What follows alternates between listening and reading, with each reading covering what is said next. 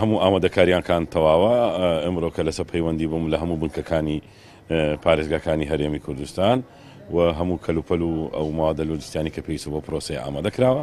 هەموو کارمەندان لەوێندرانن ئامادەکاریەکان حازرن داوا دەکەم بەڕاستی خەڵک بە پرۆشەوە بێنە سەر سندوقەکان و داواشیان یەکەم ئەو مستەمسەکاتی کە کۆمیسیۆن داوای کردیە کە پەسەپۆرتە یان کارتی نیشتیمانیە لەگە خۆیان بینن ئەگەنا دەبی جنسەی عێراقی لەگەڵ نفوس لەگە خۆیان بینن بۆی دەنگدانیان بە ئاسانی بی و بە زووترین کات دەنگ بدەن و بچنەوە. گرنگە لەوەی شەرعیەت بۆ ئەنجامەکان و شەرعیەت بۆ حکوومەتەی دادێ و شەرعیەت چەندین تەوکیل و نوێنەرایەتی زۆرترین ڕێژەی خەڵک بکاتن ئەو هەندە باشتر. کیانی سیاسی مافی وایانەیە چاودێری هەموو پرۆسەکە بکەن لەو بنکەیە چاودێری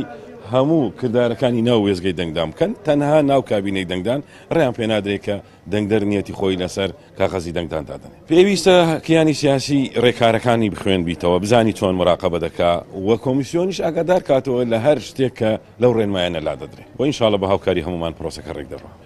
ئەگەر سکاڵای سووری لەسەربی تەدەخولێکی زۆر کرابی و بەپێی ئەو بڕیارەی دوێنێ ئەگەر هێزی ئەمنی بستە ناو ئەو وێزگایە یان محەتەکە ئەوە لەخۆی دەکرێت.